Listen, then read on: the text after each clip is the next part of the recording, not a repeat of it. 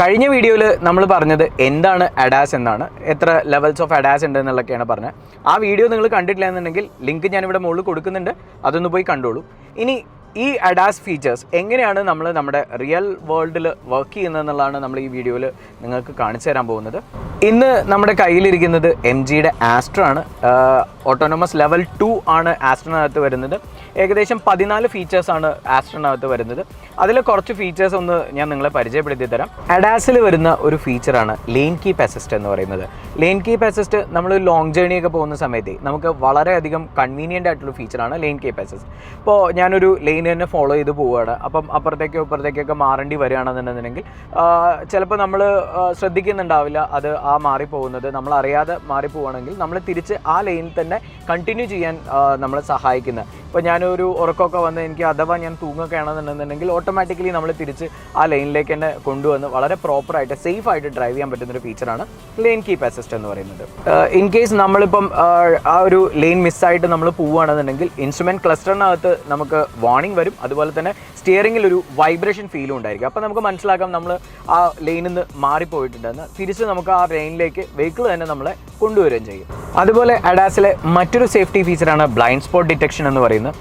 ഏതൊരു വാഹനത്തിനെ blind spots ഉണ്ടായിരിക്കും, നമുക്ക് കാണില്ല. ചിലപ്പോൾ നമ്മുടെ വെഹിക്കിൾ നമ്മൾ തന്നെ പോകുന്ന സമയത്ത് എന്താണ് നമ്മൾ റിയറിൽ അപ്രോച്ച് ചെയ്യുന്നത് നമുക്ക് കാണാത്ത പല ഏരിയാസും നമ്മുടെ കാറിലുണ്ട്. നമ്മൾ എക്സ്പെഷ്യലി ടൗൺ ഡ്രൈവിലായാലും അല്ലെങ്കിൽ ഹൈവേസിലൊക്കെ ആണെന്നുണ്ടെങ്കിൽ നമ്മൾ പോകുന്ന സമയത്ത് നമ്മൾ ലെഫ്റ്റിലേക്കോ റൈറ്റിലേക്കോ തിരിയുമ്പോൾ വെഹിക്കിൾ നമ്മളെ അപ്രോച്ച് ചെയ്യുന്നത് ആ വെഹിക്കിൾ ബ്ലൈൻഡ് സ്പോട്ടിലാണെങ്കിൽ നമുക്ക് ഒരിക്കലും ആ വെഹിക്കിളിനെ റെക്കഗ്നൈസ് ചെയ്യാൻ പറ്റില്ല.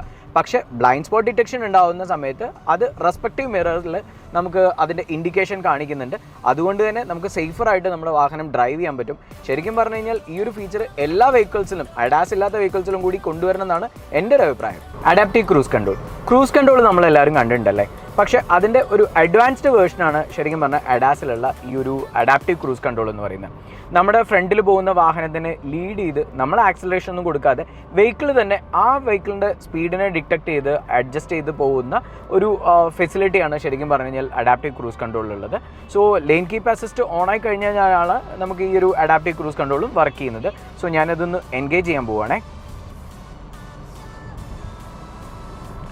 ഇതപ്പോൾ എൻ്റെ ഫ്രണ്ടിലുള്ള വെഹിക്കിൾ സ്ലോ ഡൗൺ ചെയ്തിട്ടുണ്ട്. ഓട്ടോമാറ്റിക്കലി എൻ്റെ വെഹിക്കിളും ഇതാ അവിടെ സ്ലോ ഡൗൺ ആയിട്ടുണ്ട്. ഇനി എൻ്റെ ലീഡിങ് വെഹിക്കിൾ സ്പീഡ് കൂടി പോവുകയാണെന്നുണ്ടെങ്കിൽ ഓട്ടോമാറ്റിക്കലി എൻ്റെ വെഹിക്കിളും വളരെ ഈസി ആയിട്ട് തന്നെ ഇത് കയറി പോകാൻ പറ്റും. ഞാനിപ്പം ഈ ഒരു വാഹനത്തിൽ 63 ആണ് സ്പീഡ് സെറ്റ് ചെയ്ത് വെച്ചിട്ടുള്ളത്. എൻ്റെ ഫ്രണ്ടിൽ വാഹനങ്ങളൊന്നും ഇല്ലയെന്നുണ്ടെങ്കിൽ ഓട്ടോമാറ്റിക്കലി വെഹിക്കിൾ തന്നെ ആ ഒരു സ്പീഡ് തന്നെ മെയിൻറ്റെയിൻ ചെയ്ത് പോകും.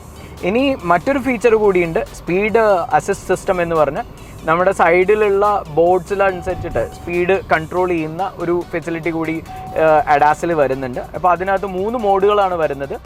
സ്പീഡ് വാർണിംഗ് ഉണ്ട്, അതുപോലെ തന്നെ മാനുവൽ ഉണ്ട്, ഇൻ്റലിജൻ്റ് ഉണ്ട്.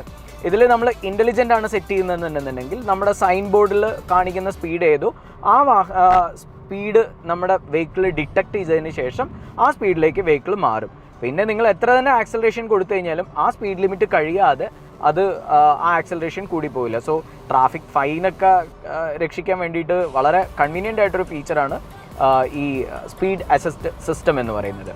മറ്റ് ഫീച്ചേഴ്സ് നമ്മൾ എടുത്ത് നോക്കുകയാണെങ്കിൽ ഓട്ടോമാറ്റിക് എമർജൻസി ബ്രേക്കിംഗ്. നമ്മൾ ഏതെങ്കിലും ഒരു പാനിക് സിറ്റുവേഷനിലൊക്കെ എത്തുകയാണെങ്കിൽ അഥവാ നമ്മൾ വെഹിക്കിൾ ബ്രേക്ക് ചെയ്യാൻ മറന്നു കഴിഞ്ഞ് കഴിഞ്ഞാലും വെഹിക്കിൾ തന്നെ ഓട്ടോമാറ്റിക്കലി നമ്മളെ ബ്രേക്ക് ചെയ്ത് തരുന്ന ഒരു ഫെസിലിറ്റിയാണ് ഓട്ടോമാറ്റിക് എമർജൻസി ബ്രേക്കിംഗ്.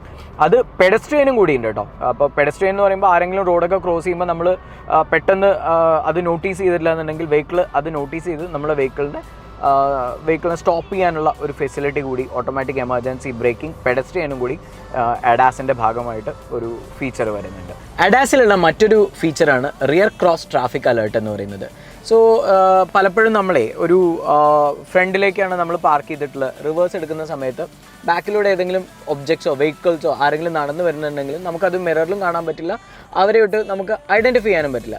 അങ്ങനെയുള്ള സമയത്ത് അത് ഏതെങ്കിലും ഒരു വാഹനമോ അല്ലെങ്കിൽ ആരെങ്കിലും നമ്മളെ അപ്രോച്ച് ചെയ്യുന്നുണ്ടെങ്കിൽ നമ്മുടെ ഇൻസ്ട്രുമെൻറ്റ് ക്ലസ്റ്ററിനകത്തും അതുപോലെ തന്നെ റെസ്പെക്റ്റീവ് മിററിനകത്തും നമുക്ക് അതിൻ്റെ ഒരു ഇൻഡിക്കേഷൻ കാണിച്ചു തരും. വളരെ സേഫായിട്ട് തന്നെ നമ്മൾ കാറ് പുറത്തേക്ക് എടുക്കാൻ പറ്റുന്ന നല്ലൊരു ഫീച്ചറാണ് റിയർ ക്രോസ് ട്രാഫിക് അലേർട്ട് എന്ന് പറയുന്നത്. ഈ ADAS ഫീച്ചേഴ്സൊക്കെ നിങ്ങൾക്ക് എക്സ്പീരിയൻസ് ചെയ്യണമെന്നുണ്ടെങ്കിൽ MG കോസ്റ്റ്ലൈൻ ഗാരേജസിൻ്റെ നമ്പർ ഞാനിവിടെ ഡിസ്ക്രിപ്ഷനിൽ കൊടുത്തിട്ടുണ്ട്. MG ആസ്ട്ര, അതുപോലെ തന്നെ ഹെക്ടർ, ZSEV ഗ്ലോസ്റ്റർ എല്ലാത്തിലും നമുക്ക് അഡാസിൻ്റെ ഫീച്ചേഴ്സ് വരുന്നുണ്ട്. So don't miss the chance.